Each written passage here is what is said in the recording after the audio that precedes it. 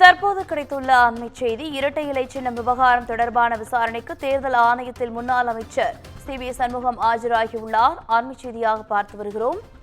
இரட்டை இலை சின்னம் விவகாரம் தொடர்பான விசாரணைக்கு தேர்தல் ஆணையத்தில் முன்னாள் அமைச்சர் சி.வி. சண்முகம் ஆஜராகியுள்ளார்.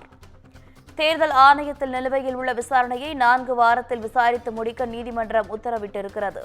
அண்மை செய்தியாக பார்த்து வருகிறோம். இரட்டை இலை சின்னம் விவகாரம் தொடர்பான விசாரணைக்கு தேர்தல் ஆணையத்தில் முன்னாள் அமைச்சர் சி.வி. சண்முகம் ஆஜராகியுள்ளார். அதிமுக பொதுச் செயலாளர் எடப்பாடி பழனிசாமி தரப்பில் சி.வி. சண்முகம் தலைமை தேர்தல் ஆணையத்தில் ஆஜராகியுள்ளார். முன்னாள் முதலமைச்சர் ஓ பன்னீர்செல்வம் தரப்பில் வழக்கறிஞர்கள் தேர்தல் ஆணையத்தில் ஆஜராகினர். தேர்தல் ஆணையத்தில் நிலுவையில் உள்ள விசாரணையை 4 வாரத்தில் விசாரித்து முடிக்க நீதிமன்றம் உத்தரவிட்டிருந்தது குறிப்பிடத்தக்கது. அண்மை செய்தியாக பார்த்து வருகிறோம். இரட்டை இலை சின்னம் விவகாரம் தொடர்பான விசாரணைக்கு தேர்தல் ஆணையத்தில் முன்னாள் அமைச்சர் சி.வி. சண்முகம் ஆஜராகியுள்ளார்.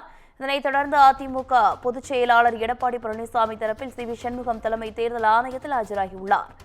முன்னாள் முதலமைச்சர் ஓ பன்னீர்செல்வம் தரப்பில் வழக்கறிஞர்கள் தேர்தல் ஆணையத்தில் ஆஜராகியுள்ளனர். தேர்தல் ஆணையத்தில் நிலுவையில் உள்ள விசாரணையை 4 வாரத்தில் விசாரித்து முடிக்க நீதிமன்றம் உத்தரவிட்டிருக்கிறது.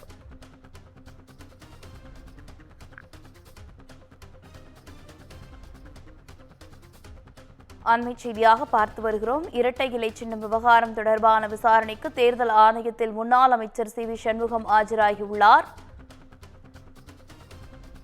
அண்மை செய்தியாக பார்த்து வருகிறோம். இதனைத் தொடர்ந்து தேர்தல் ஆணையத்தில் நிலுவையில் உள்ள விசாரணையை 4 வாரத்தில் விசாரித்து முடிக்க நீதிமன்றம் உத்தரவிட்டிருக்கிறது.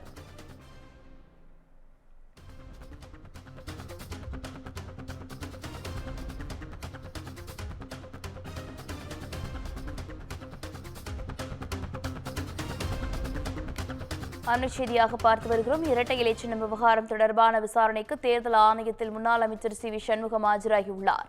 கூடுதல் விவரங்களோடு இணைகிறார் தலைமை செய்தியாளர் சிவா. சிவா, வணக்கம். விவரங்கள்.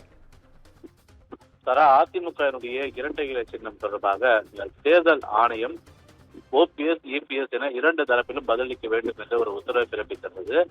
இந்த நிலையில் தான் ஏற்கனவே சூரியமூர்த்தி என்பவர் தாக்கல் செய்திருந்த இந்த மனுவில் அதிமுகவில் உட்கட்சி விவகாரங்கள் என்பது தலை தூக்கி இருக்கிறது. 2017 முதல் ஒருங்கிணைப்பாளர், இணை ஒருங்கிணைப்பாளர் என்ற பதவியே அதிமுகவில் இருந்து வந்த நிலையில அதனை பிளவுபடுத்தக்கூடிய வகையில் அதிமுகவில் இருக்கக்கூடிய உட்கட்சி விவகாரம் உதாரணமாக வெடித்த நிலையில பொதுக்குழு மூலமாக எடப்பாடி பழனிசாமி பொதுச் செயலராக ஆயிருக்கிறார். எனவே இந்த உட்கட்சி விவகாரங்கள் தொடர்பான வழக்குகள் நீதிமன்றங்களை தொடர்ந்து நிலுவையில் இருக்கும்போது அவருடைய பதவிக்காலம் என்பது செல்லாது. அதோடு மட்டுமல்லாமல் இரட்டை இலை சின்னம் என்பது தொடர்ந்து இருவரில் ஒருவருக்கு வழங்குவது என்பது ஏற்புடையதாக இருக்காது என்பன போன்ற பல்வேறு கருத்துக்கள் டெல்லி நீதிமன்றத்திலும் அதே போன்ற தேர்தல் ஆணையத்திலும் தெரிவிக்கப்பட்டன. இதனால் தேர்தல் ஆணையம் தொடர்பான விளக்கத்தை கேட்டு அதிமுகவில் ஓபிஎஸ், சிபிஎஸ் என 2 தரப்பிலும் இருக்கக்கூடியவர்கள் பதிலளிக்க வேண்டும் என்று தெரிவித்திருந்தது. இந்த விவகாரத்தில் அதிமுக சார்பில் முன்னாள் அமைச்சரும் தற்போதைய மாநிலங்களவை உறுப்பினராக இருக்கக்கூடிய சி.வி. சண்முகம் தேர்தல் ஆணையத்தில் தன் தரப்பு, அதாவது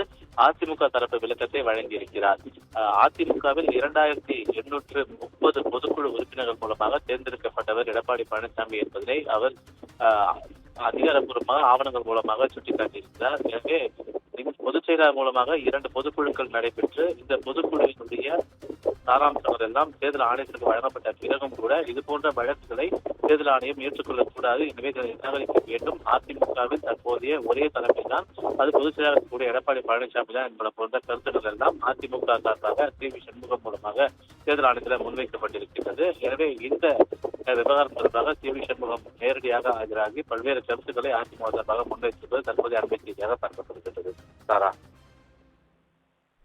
விவரங்களுக்கு நன்றி சிவா.